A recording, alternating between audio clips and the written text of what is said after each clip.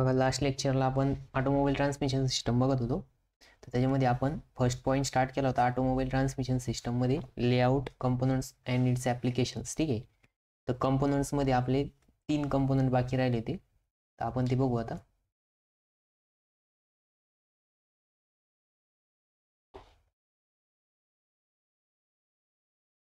बघा हे automobile transmission system होतं. त्याच्यामध्ये आपण त्याचे पर्पज बघितला होता. पर्पज नंतर त्याच्यामध्ये types of automobile transmission system बघितलेलं. 3 टाईपचे ट्रान्समिशन्स राहतात. ठीक आहे. एक मॅन्युअल, त्याच्यानंतर ओव्हरराईड आणि automatic.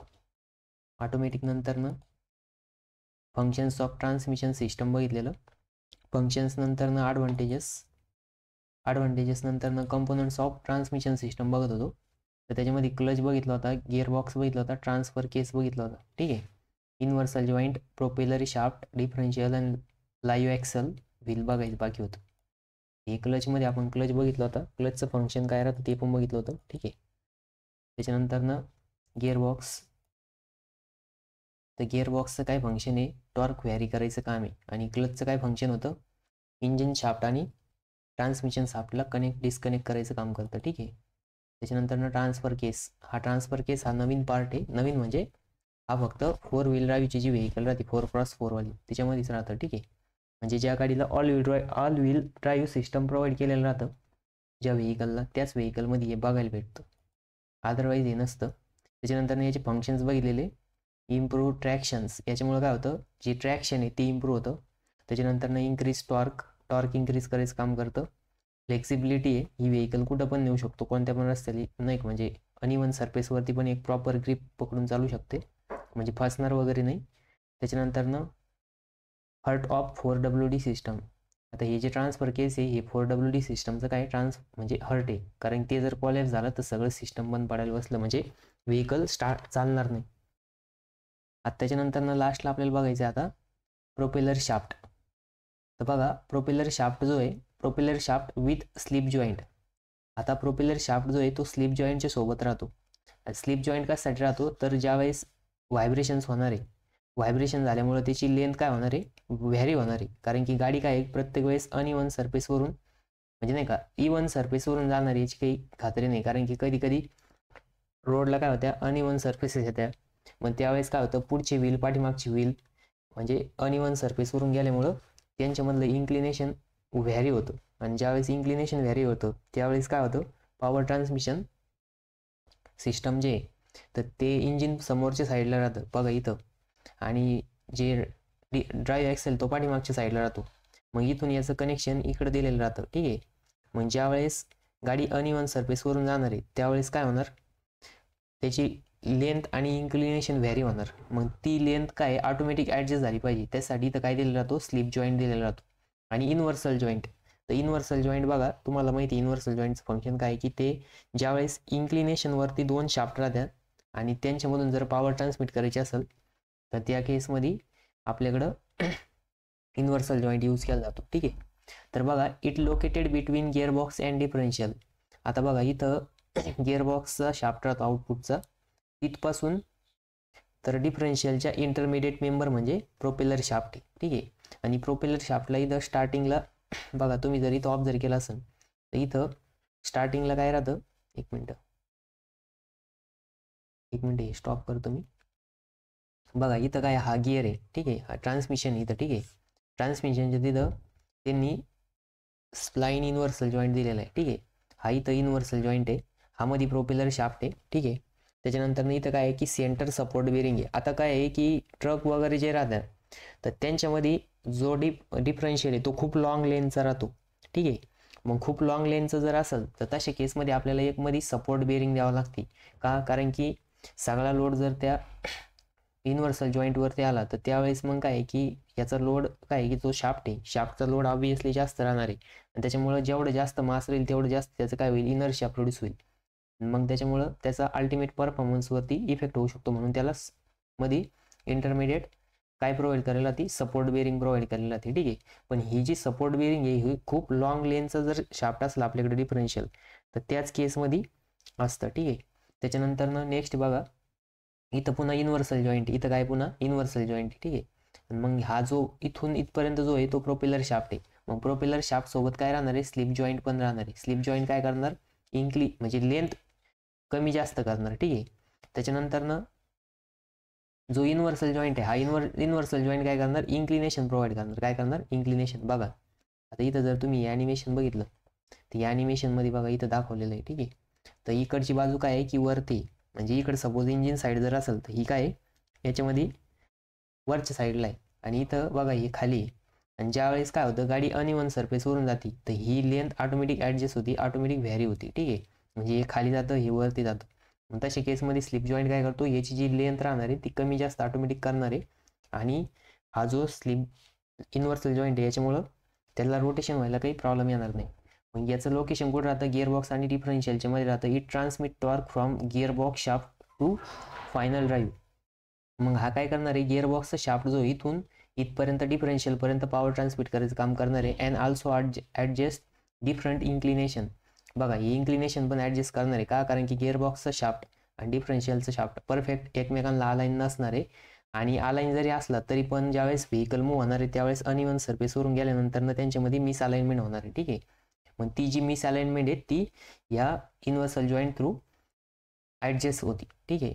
Wien the vehicle come across the bump or shock, ठीक आहे. बघा मी तुम्हाला सांगितलेलं की ज्यावेळेस गाडी बम्प म्हणजे काय की सपोज स्पीड ब्रेकरवरून गेली, त्याच्यानंतर खड्ड्यातनं गेली, त्यावेळेस काय आहे, शॉक्स प्रोड्यूस होणार, म्हणजे व्हायब्रेशन्स प्रोड्यूस होणार. ड्यू टू दॅट व्हायब्रेशन्स त्यांचं जे अलाइनमेंट असणार आहे ते मिसमॅच होणार आहे, ठीक आहे. मग त्या केसमध्ये युनिव्हर्सल जॉईंट वर्क करणार आहे. The propeller shaft with the two flexible joint bridge, म्हणजे प्रोपेलर शाफ्ट काय आहे, दोन फ्लेक्सिबल जॉईंटचा ब्रिज आहे. आणि the gap between gearbox and differential. बघा आता जो पूल राहतो तो काय करतो, दोन साईडला जोडण्याचं काम करतो.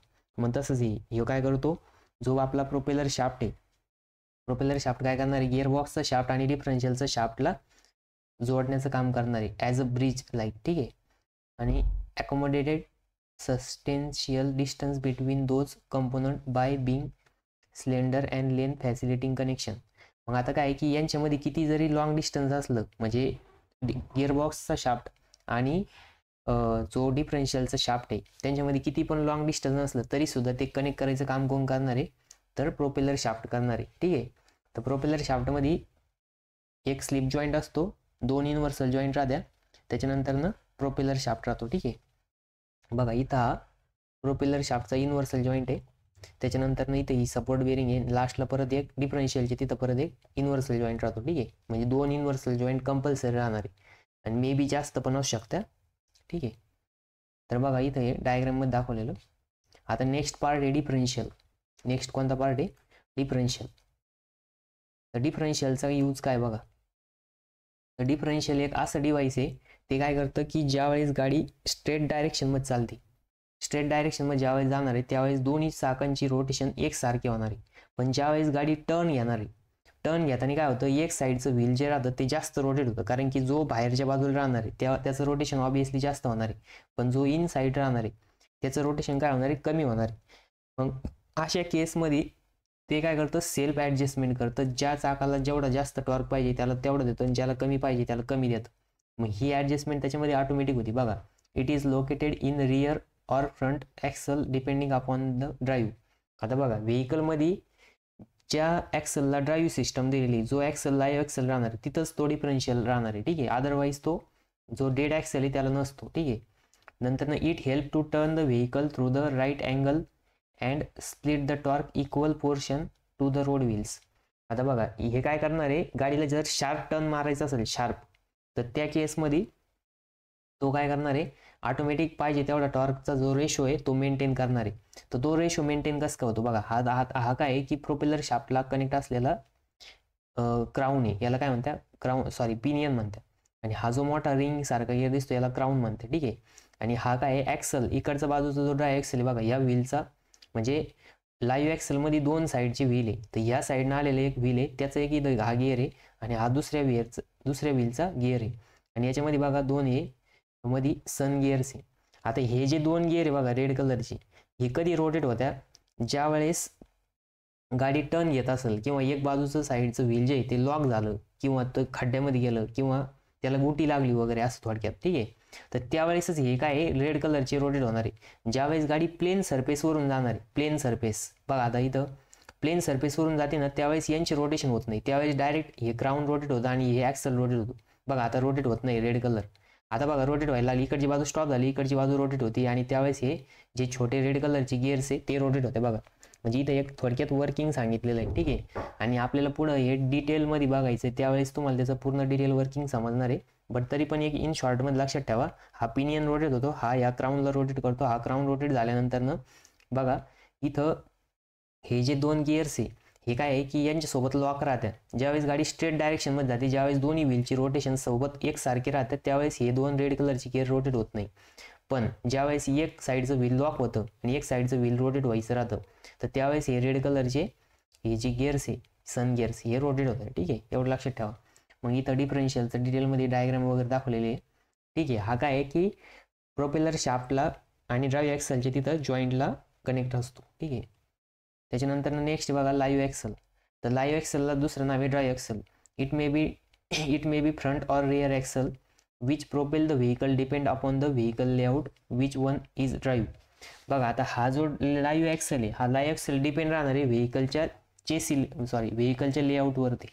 जर फ्रंट व्हील ड्राईव्ह असेल तर पुढच्या साईडचं जे व्हील आहे, पुढच्या साईडचं जे ॲक्सल आहे त्याला आपण लाईव्ह ॲक्सल म्हणणार आहे. जर रिअर व्हील ड्राईव्ह असेल तर आपण पाठीमागच्या साईडचं जे ॲक्सल राहणार आहे त्याला आपण काय म्हणणार आहे, ड्राईव्ह ॲक्सल म्हणणार आहे. आणि 4 व्हील ड्राईव्ह जर व्हेकल असेल तर त्याच्यामध्ये दोन्ही पण ॲक्सल लाईव्ह ॲक्सल राहत्या. बट डिपेंड राहणार आहे की आपण ट्रान्सफर केसचा गिअर जर ऑन करेल असेल तर त्यावेळेस सगळे दोन्ही पण axle as a live axle म्हणून ॲक्ट होणार आहे. ज्यावेळेस व्हेकल 2WD म्हणजे 2 व्हील ड्राईव्हवरती ऑपरेट होणार, त्यावेळेस एक ॲक्सल डेड ॲक्सल असणार आहे, एक लाईव्ह ॲक्सल असणार आहे, ठीक आहे. म्हणजेच त्याला काय म्हणतात, ड्राईव्ह ॲक्सल म्हणतात. It sustain the vehicle load and transmit motion to the road wheels. आणि याचं मेन फंक्शन आहे की डिफरन्शियल नाही का, म्हणजे इंजिनने जी पॉवर प्रोड्यूस केली ती ट्रान्समिशन सिस्टम थ्रू डिफरन्शियलमध्ये येणार. आणि डिफरन्शियल रोटेट झालं की ॲक्सल रोटेट होणार, ॲक्सल रोटेट झाला की व्हील्स रोटेट होणार आणि व्हील काय करणार, व्हेकलची मूवमेंट करणार, ऑटोमोबाईलची मूवमेंट करणार, ठीक आहे. मग ती मूवमेंट कशामुळे होणार आहे, ॲक्च्युली ॲक्सलमुळे होणार आहे. आणि ॲक्सल कोणाला रोटेशन प्रोव्हाइड करणार आहे, व्हीलला रोटेशन प्रोव्हाइड करणार आहे, ठीक आहे. म्हणजे हा एंड पार्ट आहे कशाचा, ट्रान्समिशन सिस्टमचा, ठीक आहे. आता नेक्स्ट बघायचं बघा आपल्याला पॉईंट. फर्स्ट बघा आता आपण जे सिलेबस स्टार्ट केला होता त्याच्यामधला 2.1 जो होता त्याच्यामधला हा सब पॉईंट आहे बघा, layout of 2 wheel drive transmission system and 4 wheel drive transmission system, ठीक आहे. आणि त्याच्यामध्ये दिलेलं 4 व्हील ड्राईव्हमध्ये 4WD अँड इट्स ॲप्लिकेशन्स, ठीक आहे. म्हणजे आपल्याला काय आहे की ट्रान्समिशन सिस्टमचे लेआउट्स बघायचे. तर आपण फर्स्ट चॅप्टरमध्ये पण लेआउट्स बघितलेले, तर त्याच्यामध्ये पण होते, पण इथं अकॉर्डिंग टू ट्रान्समिशन लेआउट्स आहे, ठीक आहे. तर बघा layout of 2 wheel drive transmission system, यालाच 2WD म्हणते. आता बघा 2 व्हील ड्राईव्ह ट्रान्समिशन सिस्टममध्ये इथं एक इमेज दाखवलेली, ठीक आहे. तर ह्या इमेजमध्ये जर तुम्ही ऑब्झर्व केलं तर इथं काय आहे, हा क्लच आहे, ठीक आहे. त्याच्या आधी इथं काय आहे, इंजिन आहे. तर इंजिनचं इथं खाली याच्या खाली नाव होतं, ठीक आहे, इंजिन इथं. आणि इंजिन रोटेट झालं की क्लच रोटेट होणार, क्लचचं शाफ्ट ट्रान्समिशन सिस्टम म्हणजे गिअरबॉक्सला कनेक्ट असणार बघा. आणि गिअरबॉक्स नंतरनं गिअरबॉक्सचं हे शिफ्टर मेकॅनिझम आहे, इथून हा डिफरन्शियल काय होणार आहे पाठीमागं, हा प्रोपेलर काय आहे डिफरन्शियलला कनेक्ट होणार आहे आणि पाठीमागचा ॲक्सल काय होणार, ड्राईव्ह होणार. म्हणजे 2 व्हीलला काय केलेलं इथं ड्राईव्ह सिस्टम प्रोव्हाइड केलेली, म्हणजे एकच लाईव्ह ॲक्सल आहे, ठीक आहे. आणि पुढचा काय आहे, डेड ॲक्सल आहे. मग हा काय आहे, लाईव्ह ॲक्सल आहे. मग हा लाईव्ह ॲक्सल रोटेट झाला, rear axle is a live axle. तो रोटेट झाला की व्हेकल काय होणार आहे, मूव्ह होणार आहे. बघा in transmission system power transmit to only 2 wheels.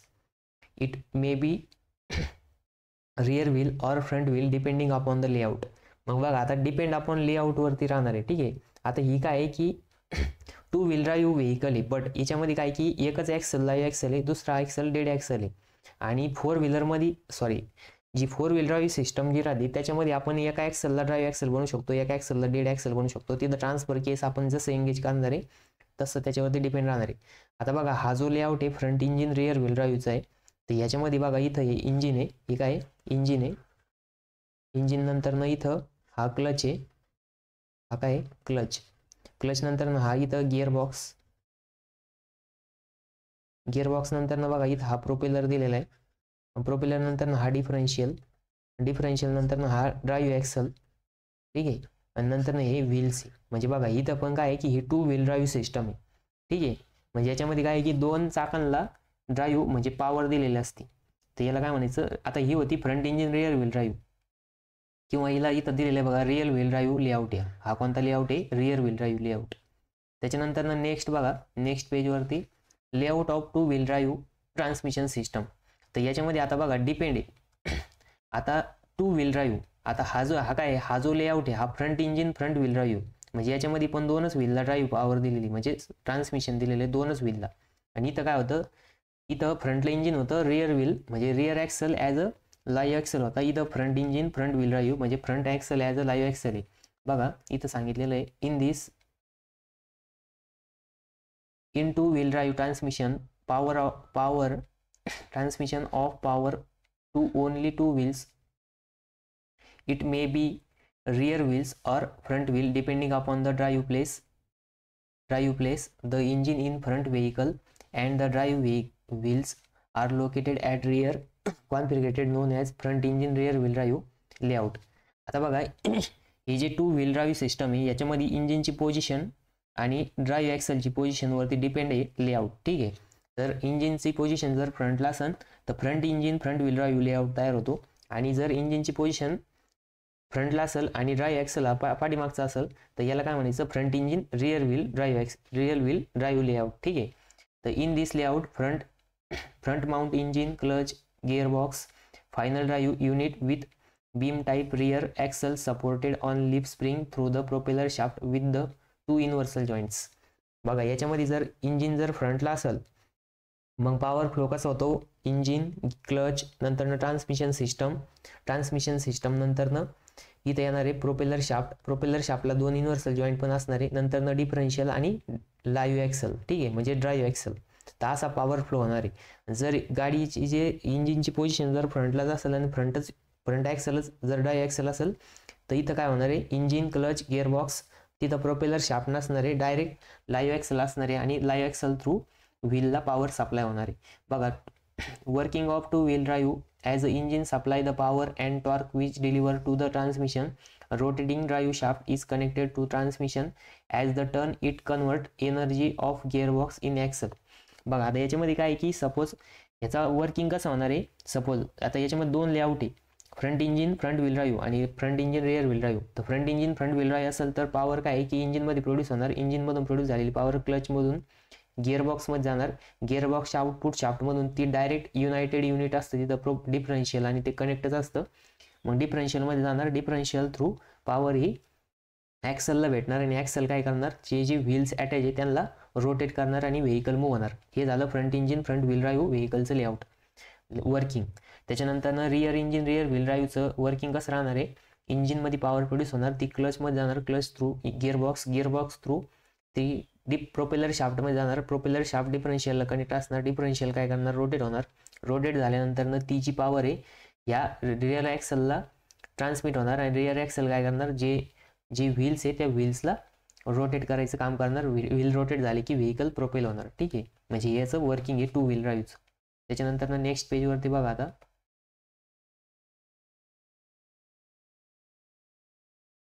Advantages. तर बघा या जे सिस्टमचं आहे ही वेल बॅलन्स सिस्टम राहते, कारण की याच्यामध्ये वेट डिस्ट्रीब्युशन इक्वल राहतं. त्याच्यानंतर good traction when accelerating and braking. तर याच्यामध्ये जो ट्रॅक्शन कंट्रोल राहणार आहे गाडीचा तर तो वेल राहणार आहे, कारण की वेट इक्वली बॅलन्स राहतं.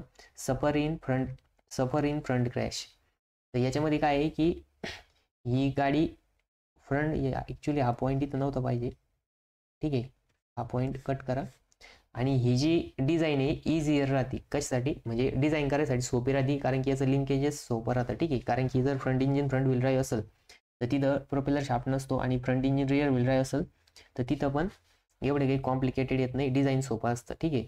मग डिसॲडव्हान्टेज बघा, reduces back seat luggage room space. आता याच्यामध्ये काय होतं की फ्रंटला जर इंजिन असेल तर बॅक साईडला आपण काय करू शकतो, लगेज वगैरे ठेवू शकतो. त्याच्यानंतर a tunnel is needed to propeller shaft reduces boot space. आता बघा front engine rear wheel drive जर असेल तर त्याच्यामध्ये काय होतं, टनेल बसवावं लागतो आपल्याला प्रोपेलर शाफ्टसाठी, जेणेकरून काय होतं की जो आपला पॅसेंजर कॅबिन आहे तिथं एक टनेल सारखं डिझाईन येतं, त्याच्यामुळे थोडंसं कंजेस्टेड होतं, ठीक आहे. Heavier and more expensive. आता ही गाडी काय आहे की जास्त हेवी असते आणि कॉस्ट पण जास्त असते. आणि if the stuck in mud snow it's harder to drive away than in front wheels. बघा आता याच्यामध्ये काय आहे की ही गाडी जर कुठं फसली वगैरे चिखलात दगडात, तर ह्याच्यामध्ये काय होतं की एकच ॲक्सल राहतो आणि तोच जर नाही का म्हणजे त्याच्यामुळं प्रॉपर ग्रीप भेटत नाही, आणि प्रॉपर ग्रीप जर नाही भेटली तर ती गाडी फसण्याची चान्सेस राहतात. ठीक आहे, हे त्याचे डिसएडव्हान्टेजेस. आता नेक्स्ट बघायचं, ऑलरेडी आपण आहे ना हा पॉईंट फर्स्ट चॅप्टरमध्ये बघितलेला होता. ॲक्च्युली आय स्कीममध्ये हा पॉईंटच दिलेला नव्हता, हे फर्स्ट चॅप्टरमध्येच होतं, लेआउट ऑफ व्हेकल्स, आणि त्याच्यामध्येच ते 4 व्हील ड्राईव्हचं लेआउट वगैरे दिलेलं होतं. तर यांनी ह्या स्कीममध्ये ते डबल ॲड केलं. ॲक्च्युली हा पॉईंट नव्हता पाहिजे, बट ठीक आहे, आता दिलाय तर आपल्याला स्टडी करावं लागेल, कारण की हा चॅप्टरचं त्यांनी वेटेज वाढवलेलं 20 मार्काला केलं आहे. ठीक आहे, आता दिलेलं आहे 4 व्हील ड्राईव्ह. आता 4 व्हीलमध्ये पण आपण 2 व्हील ड्राईव्ह करू शकतो आणि 4 व्हील ड्राईव्ह करू शकतो. तर याचं आपल्याला वर्किंग बघायचं आहे. तर आता तुम्हाला माहिती आहे की 4 व्हील ड्राईव्ह व्हेकल कशासाठी राहते. तर 4 व्हील ड्राईव्ह व्हेकल जी आहे ती व्हेकलचा परफॉर्मन्स इम्प्रूव्ह करायसाठी आणि त्याच्यानंतर न कुठल्या पण रोड कंडिशनमधून सफर करायसाठी. आता बघा तुम्ही म्हणशाल सर रोड तर सगळे चांगलेच आहे, बट ॲक्च्युली काय राहतं की जे बर्फाळ प्रदेश राहते बघा, बर्फाळ प्रदेशमध्ये जम्मू काश्मीर वगैरे तिकडं जिथं बर्फ पडतो. आता बर्फ जसा नाही का म्हणजे पाणी जसं पाऊस जसा पडतो कुठं पण पडतो, तसं बर्फ कुठं पण पडतो, रस्त्यावरती पण पडतो. तर मग अशा केसमध्ये काय होतं की प्रॉपर ग्रीप वगैरे भेटत नाही, म्हणजे रस्त्यात ऑलरेडी काय की खड्डे राहतात प्लस वरतून बर्फ पडणार, मग त्याच्यामधून व्हेकल कशी चालणार. मग तशा केसमध्ये 2 व्हील ड्राईव्ह व्हेकल जे आहे ते जास्त करून चालत नाही. अशा कंडिशनमध्ये 4 व्हील ड्राईव्ह व्हेकल्स यूज केले जातात. त्याच्यानंतर ना आर्मी जे असते, आर्मी इंडियन आर्मीज वगैरे, तर तिथं पण 4 व्हील ड्राईव्हचे मोठे व्हेकल्स असतात. ठीक आहे, तर बघा आता 4 व्हील ड्राईव्हमध्ये तुम्हाला ऑलरेडी मी मागच्या चॅप्टरमध्ये सांगितलेलं आहे, बट इथं परत एकदा बघू 4 व्हील ड्राईव्हचं लेआउट. तर इथं बघा ही आहे फ्रंट साईड, ही कोणती, हा फ्रंट ॲक्सल आहे, ही फ्रंट साईड आहे, फ्रंट साईड. ठीक आहे, ऑफ व्हेकल. त्याच्यानंतर ना इथं फ्रंटला एक डिफरन्शियल आहे बघा, नंतर ना हा फ्रंट ॲक्सल आहे. आता हा फ्रंट ॲक्सल पण लाईव्ह ॲक्सल राहणार आहे. ठीक आहे, मग ही फ्रंट साईड आहे. त्याच्यानंतर ना इथं बघा इथं साईडला इंजिन दाखवलेलं आहे, इथं हे इंजिन आहे. त्याच्यानंतर ना इंटरमिडिएट क्लच आहे. ठीक आहे, क्लच नंतर इथं गिअर बॉक्स आहे, हा काय गिअर बॉक्स. मग गिअर बॉक्स नंतर ना बघा इथं अटॅचमेंट दाखवलेली आहे, इथं हे ट्रान्सफर बॉक्स किंवा ट्रान्सफर केस म्हणता येईल. ठीक आहे, ट्रान्सफर बॉक्स याचं डबल शिफ्टर राहतं. ठीक आहे, म्हणजे इथं गिअर बॉक्सला एक शिफ्टिंग मेकॅनिझम राहतं, प्लस म्हणजे शिफ्टर आपण जे गिअर शिफ्ट करतो बघा ते, आणि ट्रान्सफर केसचं पुन्हा एक ॲडिशनल शिफ्टर राहतं. ठीक आहे, त्याच्यानंतर इथं आहे बघा हा स्लिप जॉईंट दाखवलेला आहे, आणि हा जो आहे युनिव्हर्सल जॉईंट आहे. कोणता जॉईंट आहे, युनिव्हर्सल जॉईंट, युनिव्हर्सल जॉईंट. मग बघा हा एक प्रोपेलर शाफ्ट आहे. ठीक आहे, हा फ्रंट साईडला गेलेला आहे, हा काय प्रोपेलर शाफ्ट, प्रोपेलर शाफ्ट हा फ्रंट साईडला गेला. ठीक आहे, आणि हा काय रिअर साईडला आलेला प्रोपेलर शाफ्ट, प्रोपेलर शाफ्ट. तुमच्या बुकमध्ये एक लाईन डायग्राम दिलेली, तुम्ही ती पेपरमध्ये ती काढली तरी चालेल किंवा ही काढली तरी चालेल. ठीक आहे, ही पण काही जास्त अवघड नाही, बट याच्यामध्ये सगळ्या गोष्टी दिलेल्या आहे म्हणून मी इथं ही घेतली. ठीक आहे, तुम्ही पेपरमध्ये ती काढली तरी चालेल. हा काय युनिव्हर्सल जॉईंट आहे. ठीक आहे, त्याच्यानंतर इथं हा स्लिप जॉईंट दाखवलेला आहे. ठीक आहे, म्हणजे याच्यामध्ये बघा 2 प्रोपेलर शाफ्ट आहे. तुम्हाला समजलं असं इकडं रिअर साईडला बघा रिअर ॲक्सल जो आहे ही म्हणजे बॅक साईड आहे, बॅक साईडला एक प्रोपेलर शाफ्ट आलाय, फ्रंट साईडला एक प्रोपेलर शाफ्ट गेलाय, आणि इथं फ्रंट साईडला एक डिफरन्शियल आहे आणि रिअर साईडला पण एक डिफरन्शियल आहे, आणि हा पण ॲक्सल लाईव्ह ॲक्सल आहे, आणि हा पण ॲक्सल कोणता आहे लाईव्ह ॲक्सल आहे, किंवा हा पण लाईव्ह ड्राईव्ह ॲक्सल आहे आणि हा पण ड्राईव्ह ॲक्सल आहे. म्हणजे याच्यामध्ये काय आहे की 2 डिफरन्शियल असणार, 2 प्रोपेलर शाफ्ट असणार, 2 ड्राईव्ह ॲक्सल असणार, आणि ही व्हेकल आहे ऑल व्हील ड्राईव्ह किंवा 4 व्हील ड्राईव्ह. बघा increase performance of vehicle required to travel on rough roads, this 4 wheel drive is provided. बघा म्हणजे काय की रफ सरफेस म्हणजे खराब रस्ता, अशा कंडिशनमधून जर सर्वायवल करायचं असेल तर हे 4 व्हील ड्राईव्ह सिस्टम दिलेलं राहतं. आता बघा तुम्ही जर ट्रॅक्टर बघितलं असेल, छोटं ट्रॅक्टर बघा, तर छोटं ट्रॅक्टर फसण्याचे चान्सेस जास्त राहतात किंवा अडकण्याचे चान्सेस जास्त राहतात. का, कारण की त्याचे चाकं कसे छोटे, म्हणून बघा छोटे ट्रॅक्टर कुठलं पण जर असेल, छोटं म्हणजे 22 ते 29 28 HP पर्यंतचं किंवा 32 HP पर्यंतचं, त्यांना काय की 4 व्हील ड्राईव्ह सिस्टम दिलेली राहते. तर तुमच्याकडे जर असेल तर तुम्ही ती बघितलं असेल बघा, तर 4 व्हील ड्राईव्हमध्ये काय आहे की ऑल व्हील्स रोटेट होत्या, म्हणजे प्रत्येक व्हीलला पॉवर सप्लाय होती आणि त्याच्यामुळं ग्रीप जास्त भेटते. ठीक आहे, in this arrangement all the 4 wheels of vehicle are driven by the engine, this making entire vehicle weight available for traction. मग त्याच्यामुळे काय होतं की गाडीचं जे पूर्ण वेट आहे ते आता अल्टिमेट वेट काय सगळ्याच चाकांवरती राहतं आणि त्याच्यामुळे काय होतं की ग्रिप भेटते, ट्रॅक्शन भेटतं, त्याच्यामुळे व्हेकल प्रोपेल व्हायला मदत होती. ठीक आहे. नंतर ना दिस 4 wheel drive vehicles are very useful on hill station. If one of the wheel is slipping or skidding, then other axle will transmit the tractive force to the vehicles. बघा आता ही काय आहे की जिथं स्किडिंग म्हणजे हिल स्टेशन्स आहे बघा, म्हणजे डोंगराचा वगैरे प्रदेश आहे, तर तसे डोंगराळ प्रदेश, ठीक आहे, किंवा डोंगराळ भागातनं ज्यावेळेस आपण सर्वायवल करतो त्यावेळेस काय की सरफेस अनइवन वगैरे राहतो, स्किडिंग वगैरे होतं व्हेकलचं. तर मग अशा केसमध्ये काय होतं की एक साईडचं जर एक ॲक्सल जर फसला किंवा एक व्हील जर अडकलं पाठीमागची साईड वगैरे, तर फ्रंट साईड काय करणार आहे, फ्रंट साईड पण रोटेट होणार आणि ग्रीप पकडून ते काय होणार, पाठीमागची साईड मूव्ह होणार. म्हणजे काय आहे की अल्टिमेटली सगळ्या चाकांना पॉवर सप्लाय असल्यामुळं काय होतं की एक बाजू जरी रोटेट होत नसली, प्रॉपर ग्रीप भेटत नसेल, तिकडे जर खड्डा असेल वगैरे एका चाकाखाली आणि तिथं ग्रीप भेटत नाही, पण अल्टिमेटली तिसरे जे 3 चाक आहेत त्यांना काय भेटणार आहे, प्रॉपर ग्रीप भेटणार आहे आणि त्यामुळे ती काय व्हेकल प्रॉपर बॅलन्समध्ये मूव्ह होणार आहे. पण तुम्ही जर ऑब्झर्व केलं असं बघा, ते छोटा हत्ती वगैरे जे राहतात किंवा शेतातलं नाही का अनइवन सरफेसवरून गेले तर ते फसण्याचे चान्सेस वगैरे जास्त राहतात. मग ते काय होतात, जागीच रोटेट पण होतात. मग ते जागीच रोटेट झाले तर मग त्यांना धक्का देऊन लोटून घ्यावं लागतं. पण तेच जर 4 व्हील ड्राईव्ह जर असलं तर पुढची व्हील काय करणार आहे, ग्रीप पकडून ते व्हेकलला मूव्ह करायचं काम करणार आहे. ठीक आहे. नंतर steering of 4 wheel drive is hard to operate compare to other drive. आता 4 व्हील ड्राईव्हमध्ये काय होतं की ऑल व्हील ड्राईव्ह असल्यामुळं जे आपलं स्टेअरिंग मेकॅनिझम आहे ते फ्रंट ॲक्सलला प्रोव्हाइड करायला राहतं आणि त्याच्यामुळे त्याचं डिझाईन थोडं कॉम्प्लिकेटेड राहतं. ठीक आहे. आणि ते थोडं हार्ड पण जातं मूव्ह करायसाठी. आता नेक्स्ट पेजवरती बघा आपल्याला वर्किंग बघायचं याचं. आता हा लेआउट आहे. तुम्हाला जर पेपरला 4 व्हील ड्राईव्हचं वर्किंग मेकॅनिझम जर विचारलं तर तुम्हाला ही डायग्राम काढावं लागेल किंवा पुस्तकामध्ये जे दिलेली लाईन डायग्राम तुम्ही ती ड्रॉ करा. ठीक आहे. ही पण सोपी ती पण सोपी, फक्त लक्षात ठेवायचं याच्यामध्ये 2 डिफरन्शियल, 2 प्रोपेलर, 2 लाईव्ह ॲक्सल राहत्या, पुढचा पण आणि पाठीमागचा पण. ठीक आहे. नेक्स्ट पेजवरती बघा आता वर्किंग दिलेलं आहे. ठीक आहे. तर वर्किंगच्या आधी तुम्हाला इथं हे ॲनिमेशन बघा, तुम्हाला इथं समजेल. तर बघा इथं 4 व्हील ड्राईव्ह दिलेलं आहे. आता इथं तुम्हाला लगेच कळणार नाही याच्यामध्ये काय आहे की आता हा जो शाफ्ट आहे बघा, हा शाफ्ट आलेला आहे इंजिनकडनं. इंजिन म्हणजेच गिअरबॉक्स. ठीक आहे. हा कुठून आला आहे, गिअरबॉक्स म्हणजे गिअरबॉक्समधून जो शाफ्ट आलेला आहे, ठीक आहे, तो शाफ्ट आहे हा. ठीक आहे. त्याच्यानंतर हा जो शाफ्ट आहे हा सपोज रिअर साईडला चालला, कुठं चालला, रिअर साईड म्हणजे बॅक साईडला, बॅक ॲक्सलकडे चालला आहे. ठीक आहे. बॅक ॲक्सलचा जो डिफरन्शियल राहणार आहे त्याच्याकडे चालला आहे. हा बॅक साईडचा जो प्रोपेलर शाफ्ट आहे तो इथं कनेक्ट होणार आणि फ्रंट साईडचा जो प्रोपेलर शाफ्ट आहे तो इथं कनेक्ट होणार. ठीक आहे. आणि याच्यामध्ये काय की हे आयडलर दिलेलं आहे. ठीक आहे. हा काय करणार आहे, याच्यासोबत एंगेज डिसएंगेज होणार आहे. मग आता बघा इथे एक ॲनिमेशन दिलेलं आहे, हे ॲनिमेशन ऑब्झर्व करा. तर बघा आता इथं काय की 4 व्हील ड्राईव्ह सिस्टम ज्यावेळेस ऑपरेट होणार आहे त्यावेळेस हा गिअर एंगेज असणार आहे. ठीक आहे. न्यूट्रल ज्यावेळेस असणार आहे हे काय इथं मध्ये राहणार आहे. मग न्यूट्रल पोझिशन जर बघायची असेल तर तुम्हाला बघा इथं दाखवलेली. तर न्यूट्रल पोझिशनमध्ये काय आहे की या पाठीमागच्या साईडचं पण कनेक्ट नसणार आहे आणि इकडची साईड पण कनेक्ट नसणार आहे. गाडी काय न्यूट्रल पोझिशनला आहे म्हणजे गाडी थांबलेली असणार आहे. आणि त्यावेळेस बघा हे आयडलर जे आहे इथं मध्ये हे दोन्ही पण गिअर काय मोकळे आणि इथं बघा हे इकडच्या साईडला पण एंगेज नाही आणि हे पण इथं एंगेज नाही. इथं मध्ये दोघांमध्ये पण गॅप आहे बघा.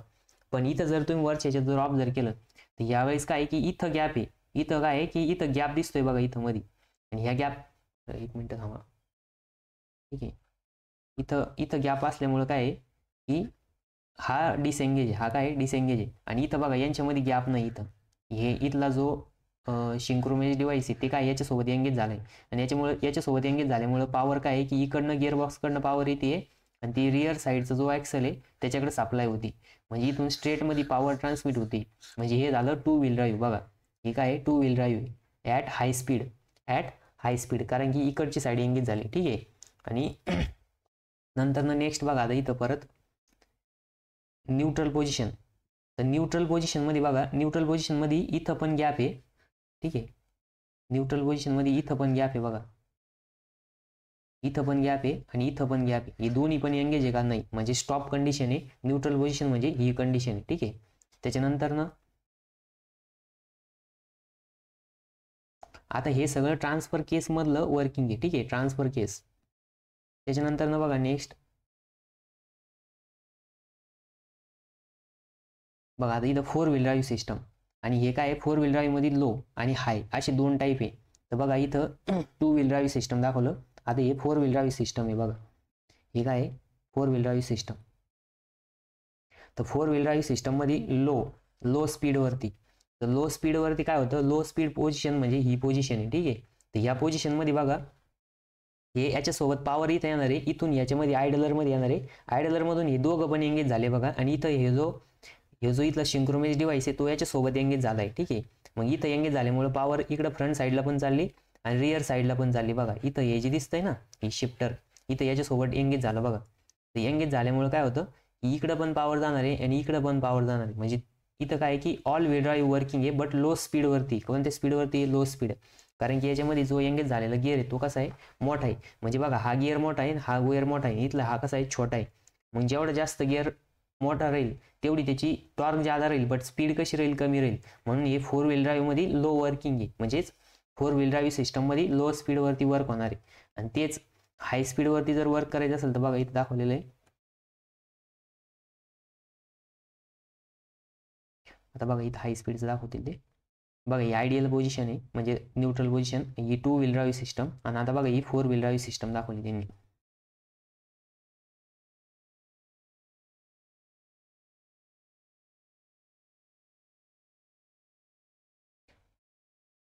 एक मिनिट,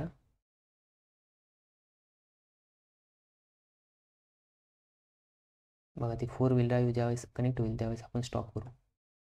मग बघा आता इथं 4 व्हील ड्राईव्ह हाय स्पीडवरती. आता बघा इथं गिअर आयडलरमध्ये गिअर कसा आहे, मोठा आहे. आणि इकडचे गिअर कसे आहे, छोटे. इकडचे गिअर याच्यापेक्षा छोटे असल्यामुळे काय झालं, याची पॉवर म्हणजे याची स्पीड जादा आहे. छोट्या गिअरची स्पीड कधी पण जास्त राहते, म्हणजे टॉर्क कमी आणि स्पीड कशी राहणार आहे, जास्त राहणार आहे. मग आता 4 व्हील ड्राईव्ह हाय स्पीडवरती एंगेज होत आणि बघा ही पोझिशन म्हणजे हे दाखवलेलं आहे, ठीक आहे. मग याच्यामध्ये बघा पॉवर इथे येणार, इथून याच्यामध्ये जाणार आणि याच्यामधून. आता बघा हे याला डायरेक्ट एंगेज झालेलं आहे, हे काय याला डायरेक्ट एंगेज आहे, म्हणजे इथून तर पॉवर इकडे चाललीच आहे, बट पॉवर इथून पण ह्या गिअर इथं यांच्यामध्ये गॅप कमी. बघा इथं गॅपच नाही. गॅप नसल्यामुळे म्हणजे काय की हा गिअर याच्यासोबत एंगेज झालाय, हा गिअर पण याच्यासोबत एंगेज झालाय आणि ऑलरेडी हे काय एंगेजच आहे, ठीक आहे. मग एंगेज असल्यामुळे काय झालं, इकडे पण पॉवर जाणार आहे आणि इकडे स्ट्रेटमध्ये पण पॉवर जाणार आहे. म्हणजे हे 4 wheel drive at high speed आहे, 4 wheel drive at low speed. बघा इथं 4 व्हील ड्राईव्ह लो स्पीडवरती होतं, कारण की इकडचे जो छोटा गिअर आहे हा एंगेज झालेला होता, ठीक आहे, या दोघांसोबत. आणि हे कशी आहे, मोठे. आणि यांचे आयडलर बघा इथं म्हणजे हे सिंक्रोनाइज डिव्हाइस याच्यासोबत अटॅच झालंय, ठीक आहे. म्हणून हा लो स्पीडवरती आहे, हाय स्पीडवरती आहे. न्यूट्रल पोझिशन इथं दाखवलेली बघा. न्यूट्रल पोझिशनमध्ये काय राहतं की हे इथं एंगेज नाही, बघा इथं पण गॅप आहे मध्ये आणि इथं पण गॅप आहे. आणि त्याच्यानंतर ना 2 व्हील ड्राईव्ह, फक्त आपल्याला रिअरचं शाफ्ट जर रोटेट करायचं असेल तर इथं बघा इथं गॅप नाही आणि इथं गॅप आहे. म्हणजे काय की याचा अर्थ हा इथला गिअर याच्यासोबत एंगेज झाला आणि इकडं हे एंगेज झालेलं नाही, म्हणजे हे आयडियलमध्ये रोटेट होणार आहे, ठीक आहे. मग अशा केसमध्ये दोनच, म्हणजे जो मागचा जो ॲक्सेल आहे त्यालाच पॉवर जाणार आहे, म्हणजे 2 व्हील ड्राईव्ह वर्किंग होणार. इथं काय होणार आहे, 2 व्हील ड्राईव्ह वर्किंग होणार आहे. आणि इथं 4 wheel drive at high speed, 4 wheel drive at low speed आणि ही न्यूट्रल पोझिशन आहे. बघा हे 4 पोझिशन तुमच्या बुकमध्ये पण एक्सप्लेन केलेलं आहे, फक्त इथं 3D डायग्राम आहे, तिथं ब्लॉक डायग्राम दाखवलेली होती. तर पेपरमध्ये जर तुम्हाला विचारलं तर तुम्ही ती ब्लॉक डायग्राम ड्रॉ करायची. मी इथं डायरेक्ट 4 व्हीलर म्हणजे नाही का ॲक्च्युअल डायग्राम दाखवलेली, ठीक आहे. एकदा ॲनिमेशन बघून घ्या परत. या ॲनिमेशनची इथं खाली नाव पण येतं बघा. बघा आता 4 व्हील ड्राईव्ह हाय स्पीडवरती, 4 व्हील ड्राईव्ह लो स्पीडवरती आणि न्यूट्रल पोझिशन. मग हे to wheel drive high स्पीडवरती, 4 wheel drive हाय स्पीडवरती, ठीक आहे. आणि 4 व्हील ड्राईव्ह लो स्पीडवरती, त्यावेळेस इकडची साईड एंगेज होणार, हा छोटा गिअर एंगेज होईल, ठीक आहे, याच्यासोबत. आणि इथं बघा डायरेक्ट कनेक्शन होतं. तर बघा आता हे जे वर्किंग दाखवलेले हे ट्रान्सफर केसमधलं वर्किंग आहे. ट्रान्सफर केस जो सांगितलं तुम्हाला, ट्रान्सफर बॉक्स, त्या ट्रान्सफर बॉक्समध्ये अशी अरेंजमेंट दिलेली राहते गिअरची, ठीक आहे. आणि गिअर बॉक्स वेगळा आहे, हा ट्रान्सफर केसचं वर्किंग आहे. तर हा जो ट्रान्सफर केस आहे बघा इथं साईडला लावलेला, तर ही 4 व्हील ड्राईव्ह व्हेकल आहे. बघा इथं इंजिन आहे, ठीक आहे. आता या पेजवरती बघा लक्ष द्या, इथं काय इंजिन आहे, इथं क्लच नंतर गिअर बॉक्स नंतर हा ट्रान्सफर बॉक्स आहे. आणि ट्रान्सफर बॉक्समध्ये बघा इथं हा रिअर ॲक्सल आणि हा फ्रंट ॲक्सल. मग front leg differential, rear leg differential. आणि हे काय आहे, transfer case with gearbox attachment दाखवलेली इथं. ठीक आहे. मग बघा, when the engine started the power is transmitted to rear wheels. बघा, इंजिन ज्यावेळेस पॉवर प्रोड्यूस करणार आहे, ती पॉवर डायरेक्ट काय आहे की तिथं डायरेक्ट कनेक्शन असल्यामुळं ती डायरेक्ट पाठीमागच्या साईडला ट्रान्सफर होणार आहे. When the shifter mechanism of transfer case is connected to input shaft with the big input gear but other shifter mechanism B is disconnect the front output shaft, the rear shaft in position when the two wheel drive with the high gear is obtain. म्हणजे बघा, इथं ह्या जो point आहे याचा अर्थ काय की ज्यावेळेस आपण इंजिन स्टार्ट करणार आहे, इंजिन स्टार्ट केल्यानंतर ट्रान्सफर केसचा जो गिअर आहे तो डायरेक्ट रिअर ॲक्सलला पॉवर सप्लाय करायचं काम करणार आहे, कारण की तिथं तो गिअर एंगेज असणार आहे. आणि इकडचं जे ट्रान्सफर केस जो आहे तो त्याचं जे पॉवर आहे ती फ्रंटला सप्लाय होणार नाही. Similarly situation of the 4 wheel drive in low gear. Obviously 4 wheel drive with low gear should be inverse ability with the low gear on main shaft. Main transmission also transfer case should engage with stationary vehicle since they do not provide a synchronous device. Synchronous device जे ते बघा इथं या पुढच्या पेजवर दाखवलेलं आहे.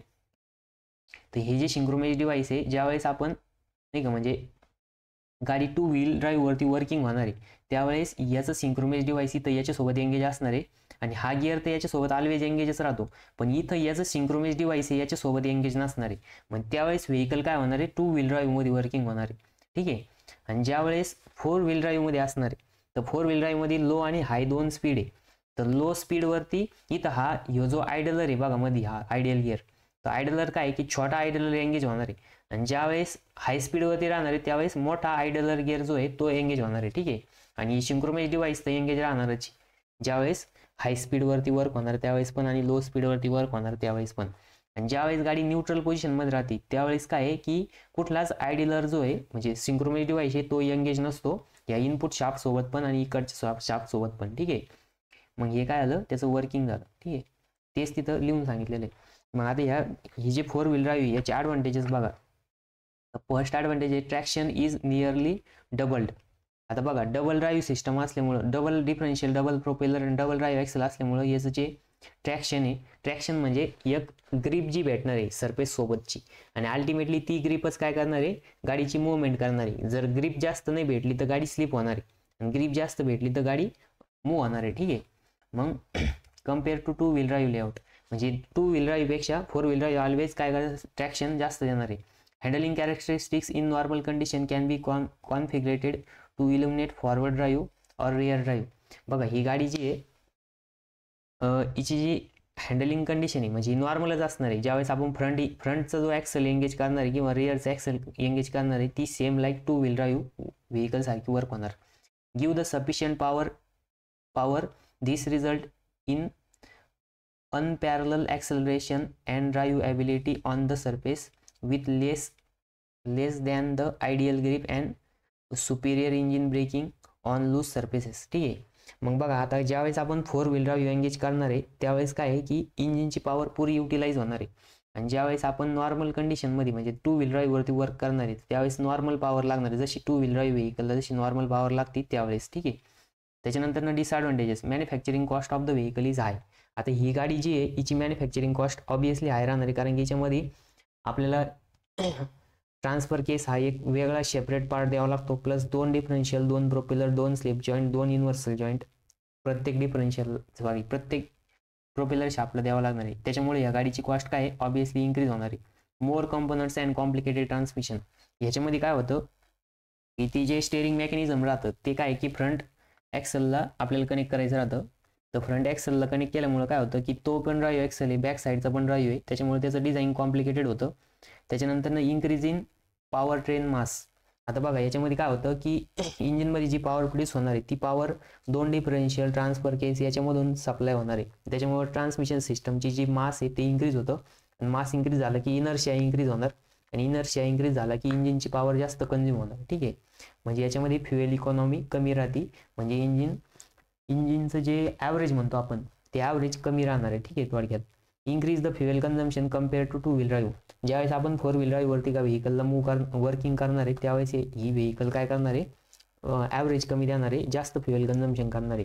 तर तुम्हाला जर छोटं ट्रॅक्टर असेल तुमच्याकडे, तुम्हाला माहिती असेल, ठीक आहे, त्याच्यामध्ये ज्यावेळेस आपण 4 व्हील ड्राईव्हवरती वर्किंग करतो तर त्यावेळेस काय होतं त्याची जे फ्युएल आहे ते म्हणजे डिझेल जास्त घेतं बघा, तुम्हाला माहिती असेल किंवा तुमच्याकडे जर असेल तर तुम्हाला त्याचा अनुभव असेल, ठीक आहे. बट इथं लक्षात ठेवा की 4 व्हील ड्राईव्हवरती ज्यावेळेस आपण व्हेकलला वर्किंग करणार आहे त्यावेळेस तिचं फ्युएल कन्झम्पशन जास्त राहणार, ठीक आहे. आता बघा फर्स्ट पॉईंट जो आहे तो आपण पूर्ण कव्हर केलाय.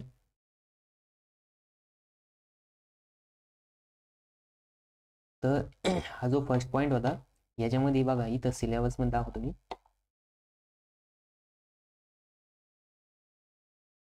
तर फर्स्ट पॉईंट दिलेला होता 2.1 transmission system layout components and it's application, layout of 2 wheel drive transmission system and 4 wheel drive transmission system and its applications, ठीक आहे.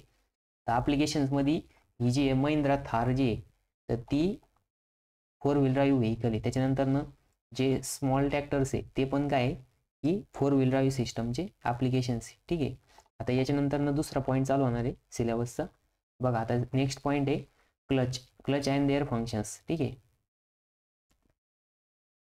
तर क्लच काय, तर बघा सेकंड पॉईंट दिलेला आहे आपल्याला इथं. Clutch function, necessity, requirement, classification, working principle, construction and working of single plate clutch. Single प्लेटमध्ये कॉईल स्प्रिंग आणि डायफ्राग्राम असे 2 टाईपचे सिंगल प्लेट क्लच बघायचे. त्याच्यानंतर नेक्स्ट बघायचं मल्टीप्लेट क्लच, ठीक आहे. तर सिंगल प्लेट क्लच जो आहे तो 4 व्हीलरमध्ये वगैरे असतो, ट्रक वगैरे. त्याच्यानंतरनं मल्टीप्लेट क्लच जे आहे ते कॉम्पॅक्ट इंजिन डिझाईन असेल तर त्या केसमध्ये यूज करणार आहे. प्लस जिथं आपल्याला टॉर्क कमी आणि हाय स्पीड जास्त ट्रान्समिट करायची असे केसमध्ये पण मल्टीप्लेट क्लच यूज करतात, ठीक आहे. तर मल्टीप्लेट क्लच हा 2 व्हीलरमध्ये यूज केला जातो, म्हणजेच मोटरसायकल जी त्याच्यामध्ये. तर बघा आता आपण तर क्लचचं थोडं स्टार्ट करू, ठीक आहे. तर आपल्याला या म्हणजे दुसरा जो सेकंड पॉईंट आहे त्याच्यामध्ये क्लचच्या रिगार्डिंग सगळी इन्फॉर्मेशन बघायची आहे, ठीक आहे. तर फर्स्ट बघणार आहे आपण क्लचची डेफिनेशन. तर क्लच काय, clutch is a device use in transmission system of vehicle disengage or engage the engine shaft with gearbox of transmission system, thus the clutch is located between engine and transmission, ठीक आहे.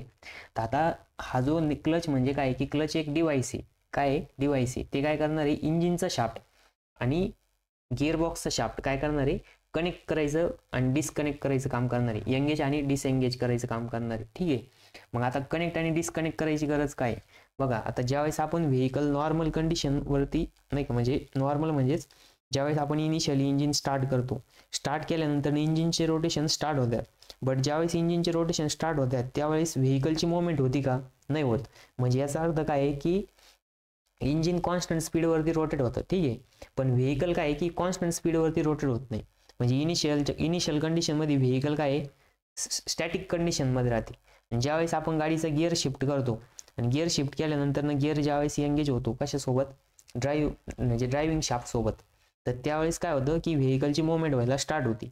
मग व्हेकलची movement व्हायला start होती त्यावेळेस काय होतं गाडी move व्हायला स्टार्ट होती, म्हणजे गाडी पण काय स्टॅटिक कंडिशनमधून डायनामिक कंडिशनमध्ये येते. बट इंजिन ज्यावेळेस आपण स्टार्ट करतो, स्टार्ट केल्या क्षणी ते काय होतं स्टॅटिकमधून डायनामिकमध्ये येतं, ठीक आहे. म्हणजे इंजिन रोटेट होत राहतं बट गाडी जी आहे ती मूव होत नाही म्हणजे गाडीचे शाफ्ट म्हणजे गाडीचे जे व्हील्स आहे ते रोटेट होत नाही. का रोटेट होत नाही तर त्यावेळेस आपण काय की क्लच हा ओढून ठेवलेला राहतो किंवा आपण जे ट्रान्समिशन सिस्टम आहे त्याला न्यूट्रल पोझिशनमध्ये आणून ठेवलेलं राहतं, ठीक आहे.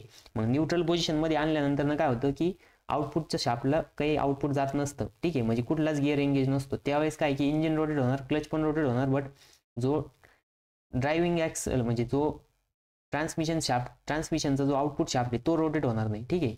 म्हणजे त्यावेळेस काय की डिसएंगेज पोझिशनमध्ये म्हणजे ट्रान्समिशनमधून पॉवर पुढं फ्लो होत नसते, ठीक आहे.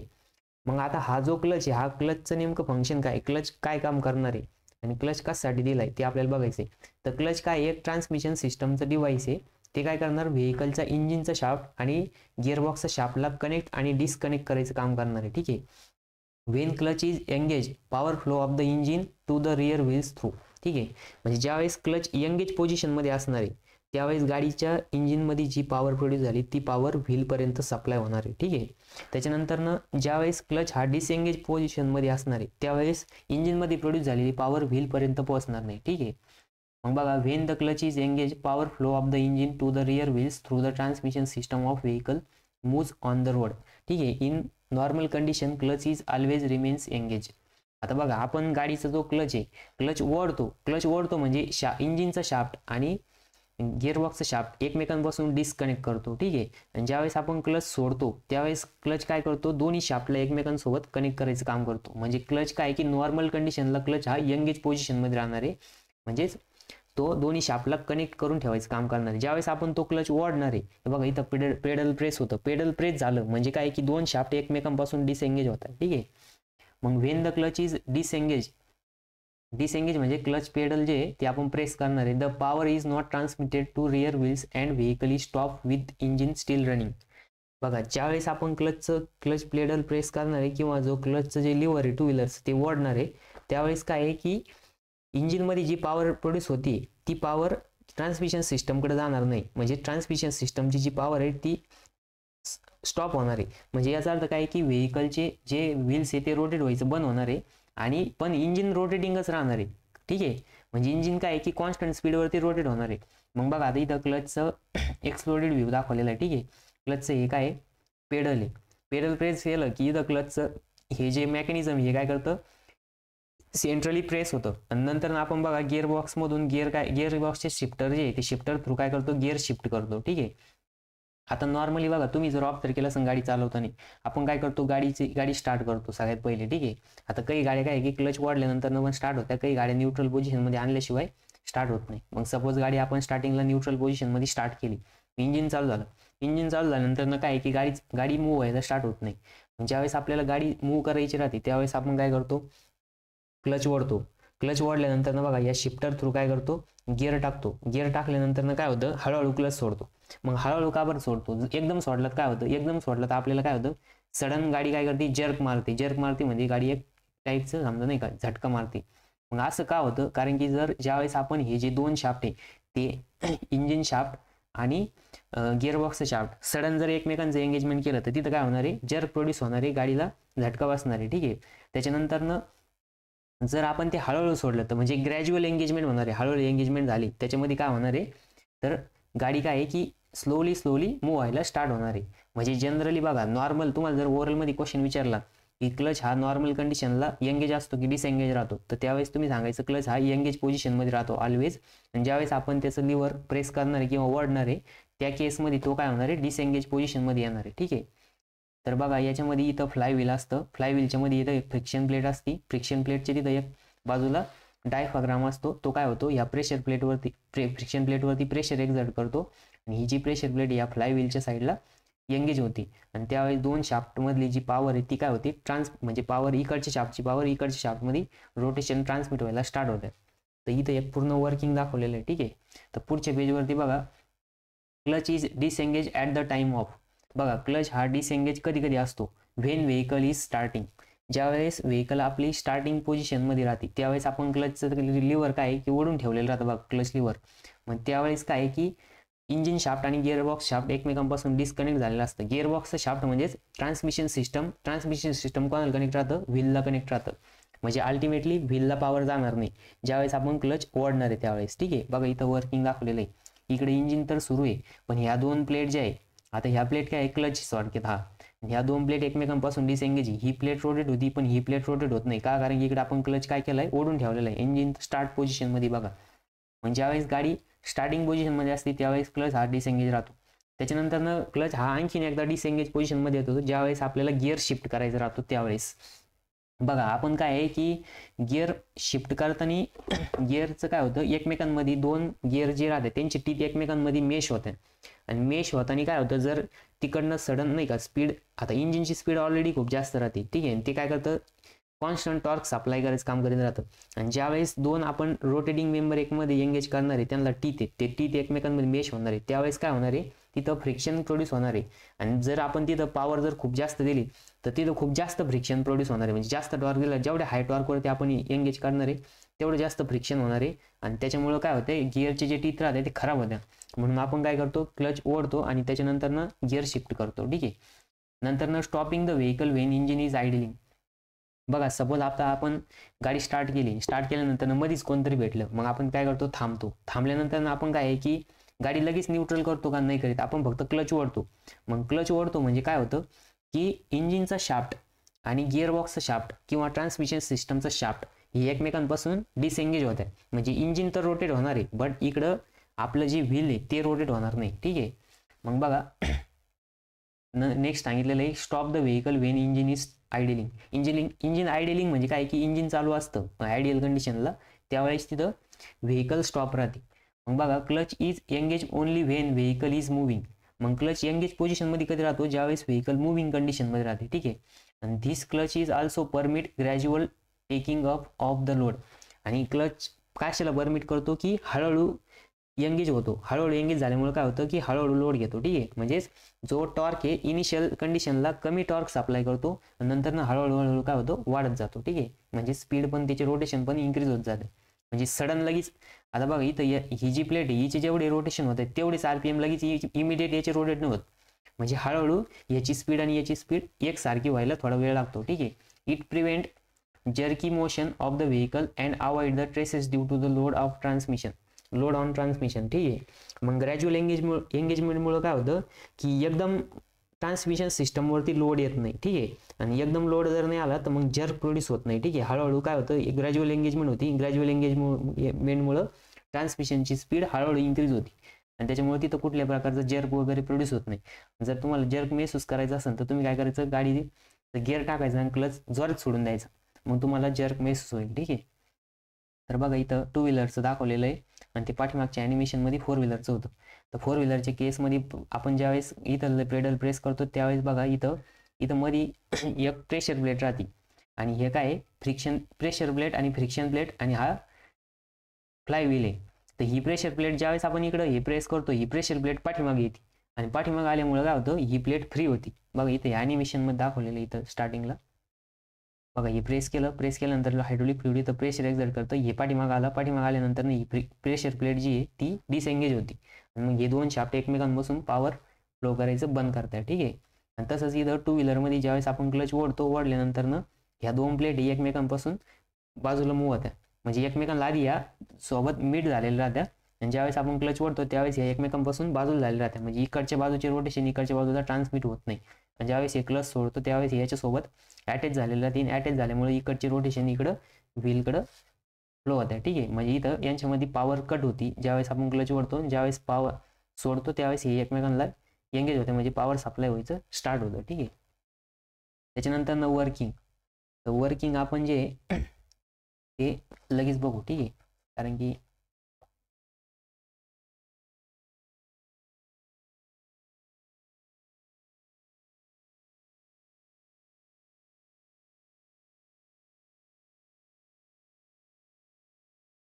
तर बघा आता वर्किंग हा जो क्लच आहे हा फ्रिक्शनच्या प्रिन्सिपलवरती वर्क करतो. कशाच्या प्रिन्सिपलवरती वर्क करतो, फ्रिक्शनच्या. तर याच्यामध्ये बघा सिंपल लक्षात ठेवा, याच्यामध्ये इकडे एक डिस्क आहे आणि इकडे एक डिस्क आहे. ठीक आहे. आणि या दोन डिस्क आहे यांच्यामध्ये जर गॅप असेल तर या डिसएंगेज म्हणजे याच्या इकडची व्हील ड्रायव्हिंग मेंबर आहे हा काय. ठीक आहे. हा काय ड्रायव्हिंग मेंबर म्हणजे इकडं हा इंजिनला अटॅच असणार आहे. कोणाला अटॅच असणार आहे, इंजिनला. आणि हा जो ड्रिव्हन मेंबर आहे हा कोणाला अटॅच असणार, गिअरबॉक्सला. ठीक आहे. मग आता ज्या वेळेस इंजिन रोटेट होणार त्यावेळेस ही प्लेट ऑटोमॅटिक रोटेट होणार. जर यांच्यामध्ये गॅप असेल तर हिचे रोटेशन याच्यामध्ये ट्रान्सफर होणार आहे का, नाही होणार. आणि ज्यावेळेस आपण या दोन्ही एकमेकांच्या जवळ आणणार इथे याला अटॅच होणार बघा सेकंड पोझिशन B नंबरला. तर त्यावेळेस हे जर रोटेट झालं तर हे पण काय होणार आहे, रोटेट होणार आहे. का, कारण की यांच्यामध्ये फ्रिक्शन होणार आहे. हे काय करणार आहे, एकमेकांमध्ये फ्रिक्शन क्रिएट करणार आहे आणि ड्यू टू दॅट फ्रिक्शन हे काय होणार, ही रोटेट झाली तर ही पण रोटेट होणार आहे. ठीक आहे. म्हणजे काय आहे की हे फ्रिक्शनच्या प्रिन्सिपलवरती वर्क करतं. जर ह्या दोन प्लेटमध्ये जर फ्रिक्शनच नाही झालं, सपोज आपण काय केलं या एकमेकांना अटॅच केलं बट यांच्यामध्ये फ्रिक्शन नाही होते, म्हणजे हे स्मूथ सरफेस आहे. स्मूथ सरफेस असेल तर याचे जर दोन रोटेशन झाले तर याचे मे बी रोटेशन होणार बी नाही किंवा एकच रोटेशन होईल, म्हणजे यांच्यामध्ये काय होणार आहे, पॉवर लॉस होणार आहे. जर तेच यांच्यामध्ये जर फ्रिक्शनल पॅड जर बसवली, फ्रिक्शन प्लेट बसवली तर फ्रिक्शन प्लेट काय करणार आहे, याच्यासोबत पण फ्रिक्शन क्रिएट करणार आहे, याच्यासोबत पण फ्रिक्शन क्रिएट करणार आहे. म्हणजे यांचा सरफेस कसं करणार आहे आपण, रफ. आणि रफ सरफेसमुळे काय होतं, इकडची रोटेशन झाले की इकडचे पण रोटेशन होतं. ठीक आहे. तर मग मेन वर्किंग प्रिन्सिपल काय आहे clutch is working on friction. हे कशाच्या प्रिन्सिपलवरती वर्क करतं, फ्रिक्शनच्या प्रिन्सिपलवरती. बघा जसं आपल्या गाडीमध्ये ब्रेक आहे, आपण ज्यावेळेस ब्रेक अप्लाय करतो त्यावेळेस ब्रेक काय करतात, तर जे ड्रम असतं बघा गाडीमध्ये, ड्रम आणि शू ते एकमेकांमध्ये फ्रिक्शन क्रिएट करते आणि गाडीला स्टॉप करायचं काम करते, म्हणजे कायनेटिक एनर्जीला ॲब्झॉर्ब करायचं काम करते, हीट एनर्जीत कन्वर्ट करते. किंवा जे डिस्क ब्रेक असेल त्याच्यामध्ये जी डिस्क जी आहे त्या डिस्क सोबत पॅड काय करते, फ्रिक्शन क्रिएट करते आणि डिस्कला थांबवायचं काम करते. तसंच इथं काय आहे की ह्या दोन प्लेट एकमेकींमध्ये फ्रिक्शन प्रोड्यूस करणार आहे आणि ड्यू टू दॅट फ्रिक्शन याच्यामध्ये असलेली एनर्जी याच्यामध्ये येणार आहे. ठीक आहे, म्हणजे याचे रोटेशन व्हायला लागले तर याचे पण रोटेशन होणार आहे. ठीक आहे, म्हणजे इथं ॲनिमेशन दाखवलेलं बघा. तर बघा clutch is working on principle of friction. तुम्हाला जर ओरलमध्ये क्वेश्चन विचारला तर क्लच कुठल्या प्रिन्सिपलवरती वर्क करतो, तर clutch is working on principle of friction. Friction झालं तरच क्लचचं वर्किंग प्रॉपर होणार आहे. बघा तुम्ही कधी गाडीचा क्लच खराब झाला किंवा क्लच प्लेट खराब झाल्या बरं का, तुम्ही नाही म्हणजे ज्यावेळेस आपण फिटरकडे गाडी देतो ते म्हणते गाडीची क्लच प्लेट गेली. क्लच प्लेट गेली म्हणजे काय झालं, क्लच प्लेट गायब नाही झाली, क्लच प्लेटचं जे फ्रिक्शनल सर्फेसेस आहे ते स्मूथ झाले आणि त्याच्यानंतर ना आपल्याला त्या प्लेट काय करावं लागते, चेंज करावं लागतं. म्हणजे त्याच्यामध्ये जेवढं जास्त फ्रिक्शन होईल तेवढं त्याचं वर्किंग इफिशियंट राहील. जर फ्रिक्शन कमी तर इफिशियन्सी पण कमी, फ्रिक्शन जास्त तर क्लचची इफिशियन्सी पण जास्त राहील. ठीक आहे. When the two frictional surfaces are come in contact with each other and press, म्हणजे बघा दोन फ्रिक्शनल सर्फेसेस एकमेकांच्या कॉन्टॅक्टमध्ये येणार आहे आणि ते एकमेकांवरती प्रेस करणार आहे, त्यावेळेस they are united due to the friction between them and revolves as a single unit. बघा म्हणजे ही एक प्लेट आहे, ह्या प्लेटला इथं फ्रिक्शनल सर्फेसेस आहे, ही एक प्लेट आहे हिला एक फ्रिक्शनल सर्फेसेस आहे आणि ही प्लेट आपण काय केली इकडच्या बाजूला मूव डाऊन म्हणजे मूव केली. तर मूव केल्यामुळं काय झालं, ही प्लेट याच्यासोबत कनेक्ट झाली आणि कनेक्ट झाल्यामुळं काय होतं यांच्यामध्ये फ्रिक्शन होतं. फ्रिक्शन झाल्यानंतर काय होणार आहे, हिचे रोटेशन होणार आणि याच्यामध्ये ट्रान्समिट होणार आहे, म्हणजे ते एक युनायटेड सर्फेस म्हणून वर्क करणार आहे. ठीक आहे, युनायटेड डिवाइस म्हणून वर्क करणारे. Friction between two surfaces depend upon the area of surface. बघा फ्रिक्शन प्लेट म्हणजे ह्या ज्या दोन प्लेट आहे यांच्यावरती जेवढं जास्त फ्रिक्शनल एरिया राहील म्हणजे फ्रिक्शन एरिया राहील, रफ सर्फेस राहील, तेवढं जास्त त्याचं काय राहणार आहे म्हणजे त्याचं आउटपुट जास्त राहणार आहे, त्याची इफिशियन्सी जास्त राहणार आहे. जेवढं जास्त फ्रिक्शनल सर्फेसेस तेवढं जास्त फ्रिक्शन आणि जेवढं जास्त फ्रिक्शन तेवढं जास्त आउटपुट. ठीक आहे. Depend upon the area of surface and pressure applied. बघा प्रेशर पण इम्पॉर्टंट आहे. जर तुम्ही फ्रिक्शनल सर्फेस खूप दिला आणि प्रेशरच नाही दिलं त्याच्यावरती, तर प्रेशर नाही दिलं काय होणार, तिथं त्यांच्यामध्ये स्लिपिंग कंडिशन होऊ शकते. ठीक आहे. बघा इथं हे स्प्रिंग फोर्स दिलेला राहतो, स्प्रिंग फोर्स काय करतो, ह्या प्लेटला प्रेस करायचं काम करतो ह्या प्लेटवरती आणि त्यावेळेस तिथं काय होतं, मग आपल्याला कोएफिशियंट ऑफ फ्रिक्शन जास्त भेटतो आणि ज्याचं जी आउटपुट आहे ते जास्त भेटतं. ठीक आहे. तर इथं दिलेलं आहे friction between two surfaces friction between two surfaces depend upon the area of surface, pressure applied on them and the coefficient of friction of that surface material. म्हणजे बघा याच्यामध्ये जे फ्रिक्शनचं जे मटेरियल ते कॉर्क यूज केलं जातं त्याचा सरफेस रफनेस खूप हाय राहतो, म्हणजे coefficient of surface roughness mu जो आहे तो खूप हाय असतो. ठीक आहे. मग जेवढं जास्त म्यू हाय राहणार तेवढी जास्त आउटपुट राहणार. ठीक आहे. Two surfaces can be separated by removing applied pressure. बघा आता इथे एक लिव्हर दिलेलं आहे आणि हे लिव्हर आपण काय आहे की ज्यावेळेस तिकडनं क्लच प्लेडल प्रेस करणार आहे त्यावेळेस हे लिव्हर ऑपरेट होणार आहे आणि ही प्लेट पाठीमागच्या साईडला मूव्ह होणार आहे. ठीक आहे. आणि आपण ज्यावेळेस ते प्रेशर नाही का म्हणजे ते पेडलवरचं पाय काढून घेतो तर ही स्प्रिंग काय करते, स्प्रिंग बॅक इफेक्ट प्रोड्यूस करते. आता ही स्प्रिंग कॉम्प्रेशन कंडिशनमध्ये आली बघा, आणि ज्यावेळेस तिकडनं प्रेशर रिलीज करणार आहे त्यावेळेस ही स्प्रिंग ऑटोमॅटिक एक्सटेंड करणार आहे आणि ह्या प्लेटवरती मूव्ह करायचं काम करणार आहे, तिथं प्रेशर देऊन ठेवणार आहे, कॉन्स्टंट प्रेशर त्या प्लेटवरती एक्झर्ट करून ठेवायचं काम करणार आहे. ठीक आहे. मग बघा driving member is keep rotating. हा ड्रायव्हिंग मेंबर इंजिनच्या शाफ्टला कनेक्ट असतो, तो ऑलवेज काय राहतो, रोटेट होत राहतो, तो स्टॉप होतच नाही. जेव्हा इंजिन स्टॉप होईल तेव्हाच तो स्टॉप होईल. बघा हा जो आहे ड्रायव्हिंग मेंबर इकडची साईड आणि हा काय ऑलवेज रोटेट होत राहतो. ही प्लेट पाठीमागं पुढं स्लाईड होती आणि ज्यावेळेस ही पाठीमागं स्लाईड होती त्यावेळेस इकडची स्टॉप होतो बघा, आणि ज्यावेळेस हे त्याच्यासोबत एंगेज होतं त्यावेळेस हे रोटेट व्हायला स्टार्ट होतं. ठीक आहे. तर driving member is kept rotating when the driven member is brought in contact and pressure is applied, it also start rotating along with the driving member. मग ज्यावेळेस हा जो मेंबर आहे हा काय आहे की याच्या कॉन्टॅक्टमध्ये येणार आहे त्यावेळेस हा रोटेट होणार आहे, ज्यावेळेस यांच्यामधला कॉन्टॅक्ट डिस्कनेक्ट होणार आहे त्यावेळेस रोटेशन स्टॉप होणार आहे. ठीक आहे. When the driven member is separated from the driving member it does not revolves. आणि ज्यावेळेस हा याच्यापासून सेपरेट होतो त्यावेळेस याचे रोटेशन काय होत्या, बंद होत्या. बंद म्हणजे कारण की याला कुठलं इनपुटच नसतं, याला इकडनंच इनपुट येणार राहतं आणि हा का ऑलवेज ड्राईव्ह होतो कारण की हा आपला जो क्रँक शाफ्ट आहे पिस्टन सिलेंडर अरेंजमेंटचा म्हणजे इंजिनचा तर त्याला अटॅच असतो, त्याच्यामुळे याचे रोटेशन ऑलवेज होणार आहे, कारण तिकडे पॉवर स्ट्रोक प्रोड्यूस होतो, याचे रोटेशन होणारच आहे. बट याचे रोटेशन डिपेंड आहे याच्यावरती, आणि इकडे याला कुठला पॉवर सोर्स नाही, म्हणून ह्याचे रोटेशन काय होतं, स्टॉप होतं. ठीक आहे. म्हणजे काय की इथं ह्या प्लेटवरती फ्रिक्शनल सरफेस दिलेला राहतो, तो सरफेस काय करतो, ह्या दोन प्लेटच्या सरफेसमध्ये फ्रिक्शन प्रोड्यूस करतो. जेवढं जास्त फ्रिक्शन होतं तेवढी जास्त पॉवर इकडच्या बाजूने इकडं ट्रान्समिट होते. ठीक आहे.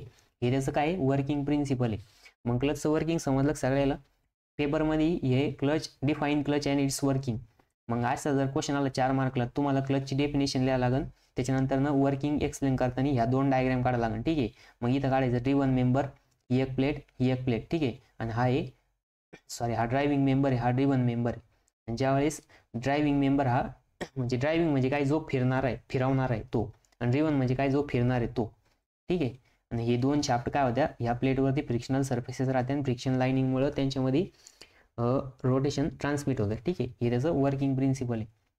आता नेक्स्ट बघा, रिक्वायरमेंट ऑफ गुड क्लच. आता गुड क्लच म्हणजे काय की नाही का, सपोज एक चांगला विद्यार्थी कसा असावा, तर त्यासाठी काय कंडिशन आहे, तो शिस्तप्रिय पाहिजे. शेख सर म्हणते बघा, विद्यार्थी कसा पाहिजे, तो शिस्तप्रिय पाहिजे. त्याच्यानंतर तो क्लासमध्ये शांत बसला पाहिजे, त्यानं सांगितलेलं काम ऐकलं पाहिजे. सांगितलेलं काम ऐकलं पाहिजे म्हणजे त्याला सांगितलेला अभ्यास, दिलेले असाइनमेंट टाईमवर कंप्लीट केलं पाहिजे. याला काय म्हणू शकतो, एक गुड स्टुडंट म्हणू शकतो. मग तसंच आता गुड स्टुडंट राहत्या का नसत्यात. म्हणजे 100% कोण नसतं, बट सम पर्सेंटेजमध्ये राहतात. मग तसं रिक्वायरमेंट ऑफ गुड क्लच म्हणजे या सगळ्या क्वालिटीज त्या क्लचमध्ये असलंच असं काही नाही. ठीक आहे. बट पाहिजे, रिक्वायर्ड आहे. ठीक आहे. मग टॉर्क ट्रान्समिशन, मग torque transmission should be able to transmit maximum torque. मग आता बघा, क्लचनी काय केलं पाहिजे, टॉर्क मॅक्सिमम जेवढा इनपुट शाफ्टनं नाही का, म्हणजे इंजिननं जेवढा टॉर्क प्रोड्यूस केला तेवढा टॉर्क काय केला पाहिजे, ट्रान्समिट केला पाहिजे. फ्रिक्शनमध्ये काही टॉर्क किंवा स्लिपिंग कंडिशनमुळे काही टॉर्क रिड्यूस नाही झाला पाहिजे. ठीक आहे. ग्रॅज्युअल एंगेजमेंट म्हणजे काय की हळूहळू एंगेज झाला पाहिजे. हळूहळू एंगेज जर झालं तर काय होणार आहे, ट्रान्समिशन सिस्टममध्ये सडन लोड येणार नाही, गाडी जर्क मारणार नाही. ठीक आहे. Clutch should be engage gradually due to avoid sudden jerk. ठीक आहे. त्याच्यानंतर तिसरं आहे हीट डिसिपेशन. आता बघा, सगळ्यात मेन मुद्दा आहे की तिथं ज्यावेळेस फ्रिक्शनल लाईनिंग मटेरियल एकमेकांवरती फ्रिक्शन प्रोड्यूस करणार आहे, तिथं काय प्रोड्यूस होणार आहे, हीट प्रोड्यूस होणार आहे. आणि ती हीट प्रॉपर डिसिपेट झाली पाहिजे. जास्त पण हीट जर जनरेट झाली आणि ती डिसिपेट झाली नाही तर अल्टिमेटली जे फ्रिक्शन लाईनिंगवरती असलेलं मटेरियल आहे ते काय होणार आहे, विअर होऊन जाणार आहे, जळणार आहे. ठीक आहे. जास्त जर फ्रिक्शन प्रोड्यूस झालं तर due to the friction large amount of heat is generated in the clutch, therefore it should be able to dissipate quickly. जर ते हीट जर डिसिपेट झाली नाही तर ते मटेरियल काय होऊ शकतं, बर्न होऊ शकतं. आणि त्याच्यामुळे तिथं जी हीट प्रोड्यूस होणार आहे फ्रिक्शनमुळे, ती हीट काय झाली पाहिजे, लगेच इमिडिएट डिसिपेट झाली पाहिजे, जेणेकरून त्याचा वर्किंगवरती कुठल्या प्रकारचा इफेक्ट प्रोड्यूस नाही झाला पाहिजे. ठीक आहे. Dynamic balancing. आता डायनामिक बॅलन्सिंग बघा, डायनामिक कंडिशन, डायनामिक म्हणजे काय, मोशन कंडिशन. आणि मोशन कंडिशनमध्ये फ्रिक्शन जो क्लच आहे, आता क्लच म्हणजे एक मेंबर आहे आणि त्या मेंबरचं समथिंग वेट आहे, मास आहे. ठीक आहे. ते मास जर इक्वली डिस्ट्रीब्यूट झालेलं नसेल तर तशा कंडिशनमध्ये तिथं काय होऊ शकतं, इनर्शिया इफेक्ट प्रोड्यूस होऊ शकतात. आणि ड्यू टू दॅट इनर्शिया तिथं काय होणार आहे, पॉवर लॉस होणार आहे. ठीक आहे. म्हणजे त्याचं बॅलन्सिंग पण प्रॉपर पाहिजे. जर बॅलन्सिंग प्रॉपर नसेल तर तिथं काय होणार आहे, पॉवर लॉस होणार आहे. For the high speed operation clutch should B dynamically balance. म्हणजे त्याचं जे वेट डिस्ट्रीब्युशन राहणार आहे डिस्कचं. ठीक आहे. तुम्हाला सॉममध्ये चॅप्टर होतं बघा, मास मोमेंट ऑफ इनर्शिया. तर मग मास मोमेंट ऑफ इनर्शिया म्हणजे काय की ती जी डिस्क आहे, डिस्कचं जो वेट आहे, म्हणजे तिथं बघा फ्रिक्शन प्लेट राहणार आहे, प्रेशर प्लेट राहणार आहे, त्याच्यानंतर डायफ्राम राहणार आहे. ती सगळी मेंबर्स काय आहे, ती क्लचचे पार्ट्स आहे. मग त्यांचं काहीतरी वेट असणार आहे आणि ते वेट जर इक्वली डिस्ट्रीब्यूट नसेल तर तो जो क्लच आहे तो काय होणार आहे, असा आपण म्हणतो नाही का मराठी भाषेत, हेलका मारणार आहे. आणि हेलका मारल्यामुळे हाय स्पीडवरती ते प्रॉपर वर्क करू शकत नाही, अनबॅलन्स राहणार आहे. तर तशा कंडिशनमध्ये काय आहे की क्लचचं जे बॅलन्सिंग आहे ते डायनामिकली बॅलन्सिंग पाहिजे. ठीक आहे. Vibration damping. Clutch should have suitable mechanism to damp the vibration and illuminate the noise produce during the operation. आता बघा, 2 प्लेट एकमेकांमध्ये एंगेज होणार आहे. एक स्टॅटिक कंडिशनमधली प्लेट राहणार आहे आणि एक डायनामिक कंडिशनमधली प्लेट राहणार आहे. आणि ज्यावेळेस स्टॅटिक आणि डायनामिक म्हणजे 2 पार्ट एकमेकांना अटॅच होते किंवा धडकते एकमेकांवरती किंवा एकमेकांसोबत ग्रॅज्युअल एंगेजमेंट करणार आहे, त्यावेळेस तिथं व्हायब्रेशन आणि नॉईस प्रोड्यूस होणार आहे. आणि नॉईस कमी प्रोड्यूस झाला पाहिजे, व्हायब्रेशन कमी झाले पाहिजे, जेणेकरून त्याच्या परफॉर्मन्सवरती काही इफेक्ट नाही झाला पाहिजे. म्हणून डॅम्पिंग व्हायब्रेशन कमी झाली पाहिजे. मग साईज, मग बघा आता क्लचची साईज कशी पाहिजे. सपोज बघा आता आपल्याकडे काय की इंजिन खूप मोठं आहे, तर मग अशा केसमध्ये आपल्याला साईजचं काही हे नसतं. पण जर इंजिन छोटा असेल, टू व्हीलरमध्ये कॉम्पॅक्ट इंजिन असतं बघा, तर त्याच्यामुळे तिथं आपल्याला जागेचा प्रश्न राहतो, म्हणजे साईजचा क्वेश्चन राहतं. कारण की जेवढी साईज इन्क्रीज झाली तेवढी कॉस्ट इन्क्रीज होती. मग बघा size of the clutch should be small as possible in size to occupy minimum space. मग त्याने काय केलं पाहिजे, कमी जागा पण घेतली पाहिजे. ठीक आहे. आता कमी जागा म्हणजे छोटा क्लच जर घेतला तर छोटा क्लचची कॅपॅसिटी पण कमी राहणार आहे. म्हणजे बघा, म्हणजे याचा अर्थ काय की हा साईजचा जो फॅक्टर आहे तो आपल्या कंट्रोलमध्ये नाही, बट आपली रिक्वायरमेंट आहे कमीत कमी पाहिजे. ठीक आहे. म्हणजे हे काय आयडियल कंडिशन आहे. मग इथं बघा प्रत्येक वेळेस शुल्ड बी वर्ड यूज करेल. काय यूज करेल? Should be. शुल्ड बी म्हणजे काय, पाहिजे. पण असलच याची काही गॅरंटी का नाही. बघा इथं पण शुल्ड बी होतं, त्याच्यानंतर इथं पण शुल्ड बी. मग तुम्ही दरवेळेस लिहिताना it should be, it should be. ठीक आहे. इथं मग बघा it should be, should able to. त्याच्यानंतर इथं पण इट शुल्ड. बघा शुल्ड वर्ड आला म्हणजे पाहिजे, बट असलच याची काही गॅरंटी नाही. ठीक आहे. मग बघा it should be as small as possible. मग तो सगळ्यात छोट्यात छोटा पाहिजे. त्याच्यानंतर नेक्स्ट बघा easy in operation should to operate. बघा आता क्लचचं काय की जास्त कॉम्प्लिकेटेड ऑपरेशन नसलं पाहिजे, जेणेकरून काय की जो ड्रायव्हर आहे त्याला ते समजलं पाहिजे, इझिली समजलं पाहिजे. आता बघा जे ट्रॅक्टर राहत्या, आता तुम्ही म्हणशाल सर याच्यामध्ये ऑपरेशनचं काय, तर बघा जे ट्रॅक्टर्स राहत्या नवीन आता सध्याच्या कंडिशनला जर बघितलं त्याच्यामध्ये डुअल क्लच सिस्टम दिलेली राहते. काय करायला ती डुअल क्लच सिस्टम. तर ते डुअल क्लच सिस्टमचं म्हणजे जे ट्रॅक्टर आहे तर त्याच्यामध्ये जो क्लच आहे तो एकदा हाफ प्रेस होतो, नंतर फुल प्रेस करावा लागतो. जर आपण हाफ प्रेसमध्ये जर गिअर शिफ्ट केला तर नॉर्मल आवाज येतो. म्हणजे ते त्याचं काहीतरी वर्किंग आहे स्पेसिफिक, मला एवढं डिटेलमध्ये माहीत नाही, बट डुअल क्लच राहतो. जर तुम्ही आपल्या लॅबमध्ये जे स्क्वॉडाचं इंजिन आहे बघा, तर त्या स्क्वॉडाचं इंजिनचा क्लच काढलेला आहे, तर त्याच्यामध्ये डुअल क्लच अरेंजमेंट दिलेली आहे. तर तो तुम्हाला तिथं बघायला भेटेल बघा. तर त्याच्यामध्ये काय की डबल अरेंजमेंट असते, तो क्लच पुरा फुल प्रेस करावा लागतो तरच त्याचं वर्किंग प्रॉपर होतं. आणि तेच हाफ क्लचमध्ये पण आपण गिअर शिफ्ट करू शकतो. ठीक आहे. तर क्लचचं जे म्हणजे आज बघा हाफ क्लच प्रेस करायचं की फुल प्रेस करायचं, आता मला पण कन्फ्युजन आहे, म्हणजे माझ्यासारख्या नवीन ऑपरेटरला माहिती नाही. ठीक आहे. तर म्हणजे नवीन ड्रायव्हरला माहीत नाही, तर मग ते शिकण्यासाठी थोडा वेळ लागतो, त्याला अनुभव म्हणजे नाही का, गाडी जोपर्यंत चालून बघत नाही, प्रॉपर शिकत नाही, तोपर्यंत ते समजत नाही. ठीक आहे. मग त्याचे म्हणजे याचा अर्थ काय आहे की क्लचचं वर्किंग सोपं पाहिजे, समजलं पाहिजे, वाढला की गिअर शिफ्ट करायचं एवढं कळलं पाहिजे, जसं टू व्हीलरमध्ये. ठीक आहे. लाईटनेस, मग बघा कट आता जो क्लच आहे त्याचं वजन पण कमी पाहिजे. मग वजन कमी पाहिजेसाठी त्याची साईज कमी पाहिजे. म्हणजे अल्टिमेटली काय की त्याचं वजन आपल्याला कसं पाहिजे, कमी पाहिजे. बट हे असलंच असं काही नाही, डिपेंड अपॉन दॅट, म्हणजे त्याची कॅपॅसिटी किती टॉर्क ट्रान्समिट करायची, मग तेवढे पार्ट्स तर आपल्याला द्यावंच लागणार आहे. बट त्याचे कंडिशन्स काय आहे की टॉर्क ट्रान्समिशन त्यानं जास्त केलं पाहिजे, त्याने ग्रॅज्युअली एंगेज झालं पाहिजे, त्यानं हीट जी प्रोड्यूस होणार तिथली हीट लगेच इमिडिएट डिसिपेट झाली पाहिजे, तो डायनामिकली बॅलन्स पाहिजे, त्याच्यामध्ये वर्किंग होताना व्हायब्रेशन्स प्रोड्यूस नाही झाले पाहिजे. त्याच्यानंतर त्याची साईज पण कमी पाहिजे. Free pedal play. आता बघा हा एक पॉईंट राहिला, free pedal play bearing automotive transmission system the clutch should be have free pedal play in order to reduce the effective damping loads. बघा फ्री पेडल प्ले म्हणजे काय आहे की ज्यावेळेस आपण क्लच सोडतो बघा, जर सडन सोडल्यावर कसा एकदम गाडी काय होती अशी सडन एक नाही का म्हणजे पिकअप घेते, तर पिकअप घेताना गाडीला एक नॉर्मल असा सेन्स होतो बघा, झटका सेन्स होतो, तर ते तसं झालं नाही पाहिजे, त्याला म्हणतात फ्री पेडल प्ले. ठीक आहे. मग जर तसं जर झालं तर त्याचं वर्किंग प्रॉपर होणार नाही. त्याच्यानंतर इझी इन ऑपरेशन, त्याचं ऑपरेशन कसं पाहिजे, इझी पाहिजे, आणि त्याचं वजन पण कसं पाहिजे, कमी पाहिजे, लाईटनेस पाहिजे, तो लाईट पाहिजे. ठीक आहे. तर हे सगळे काय गुड क्लचचे रिक्वायरमेंट आहे. तर ह्या रिक्वायरमेंट पेपरमध्ये 2 मार्काला किंवा 4 मार्काला येतात. 4 मार्काला शक्यतो येत नाही, बट 2 मार्काला किंवा सब क्वेश्चनमध्ये येतात.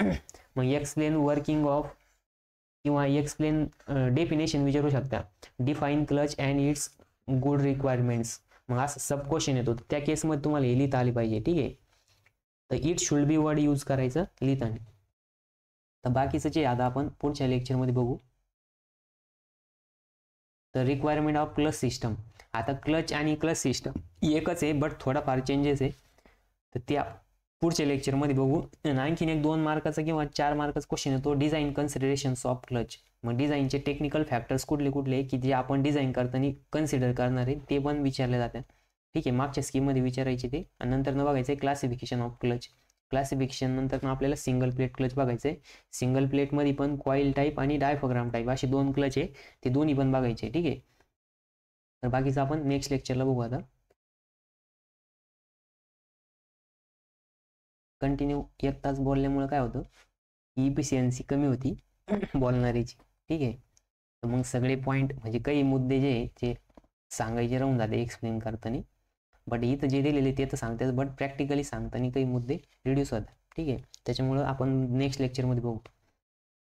तर मग आज आपण काय काय बघितलं, क्लचचं वर्किंग बघितलं, प्रिन्सिपल बघितलं, वर्किंग नाही बघितलं, प्रिन्सिपल बघितलं. त्याच्यानंतरनं आपण 4 व्हील ड्राईव्ह सिस्टमचं वर्किंग बघितलं. 4 व्हील ड्राईव्हमध्ये neutral, 4 wheel drive, 2 wheel drive आणि हाय आणि लो दोन्ही पण बघितले. ठीक आहे, त्याच्यानंतर 2 व्हील ड्राईव्ह पण बघितलं आणि राहिलेले आपले जे 3 पार्ट होते ट्रान्समिशन सिस्टमचे त्यांचे फंक्शन्स आणि पोझिशन्स बघितल्या. ठीक आहे, बाकीचं आपण आता नेक्स्ट लेक्चरमध्ये बघू. आणि काही जण मला टेलिग्रामला नाही का मेसेज करताय की सर ते नोट्स पाहिजे. तर नोट्स काय की हा चॅप्टर संपला की याची पूर्ण PDF भेटेल. ठीक आहे, कारण की ते मी पण कंप्लीट केलेलं नसते, मी प्रेझेंटेशन बनव